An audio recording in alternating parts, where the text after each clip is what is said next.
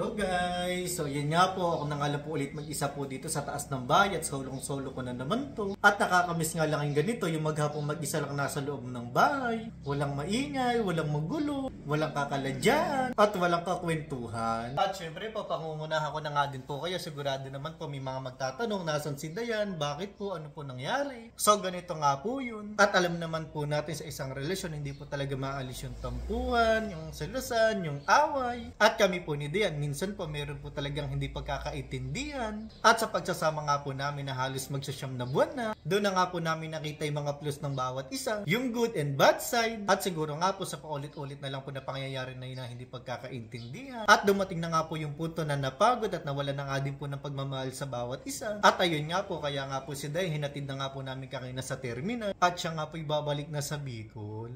Eto si Papa Bear, eto si Dayan, hiwalay na. Pero syempre, biro lang po yun. Walang maghihiwalay. Kayo naman hindi kayo mabiro. Medyo tama naman nga po yung sinabi ko kanina na ako lang po mag-isa po dito ngayon sa taas ng bahay. Dahil si Dayan nga po, kasama po si Wena at ate, nagtinda po sila ng bulaklak. Nagpaiwan na nga ako, kaya nagkaroon po ako ng pagkakataon para gawin nga po yung video na to. Dahil sobrang excited na nga po ako sa ipapakita ko po sa inyo. At eto nga po yun o. Ayan o. Pero bago ko nga po ipakita ko ano nga po yung laman nito, at opo, 2 years na po kami mahigit na magkakilala ni Dayan. Matagal na nga din po kami ni Dayan, ang kaso nga lang hindi nga po kami nag-set po ng date kung kailan po naging kami. At inumpisahan nga lang po ulit namin ni Dayan ng May 14, 2024. At sa pagsasama naman po, opo, nakita na nga po namin yung good and bad side po ng bawat isa. At i-share ko na lang din po para naman po kahit papano mapagtanggol ko man lang po si Dayan sa mga hindi magagandang komento tungkol sa kanya. Saksi po kaming dalawa ni Dayan doon dahil sabay po kami nagbabasa. At opo, hindi naman po talaga may iwasan na masaktan po kami dahil tao din po kami may damdamin. Ang nakakalungkot lang po kasi hindi naman po kasi nila kilala yung tao. Pero grabing mga makapagsalita, no? Pero syempre po, pilit po namin iniintindi. At baka nga din po kasi may mga pinaguhugutan sila. Pero yun, nagpapasalamat din po ako sa mga ganong komento dahil dun po kami tumatatag ni Dayan. At para mas mapatunayan po sa mga hindi sumusuporta kung gaano kami nagmamahalan.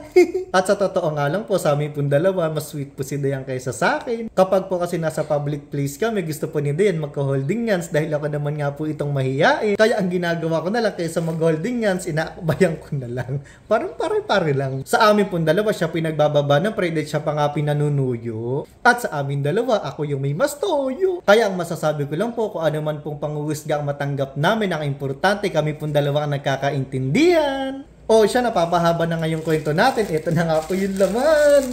Grabe. Sa mga nakaabot po sa dulo po ng video na to, makikita nyo na nga itong binili ko yun.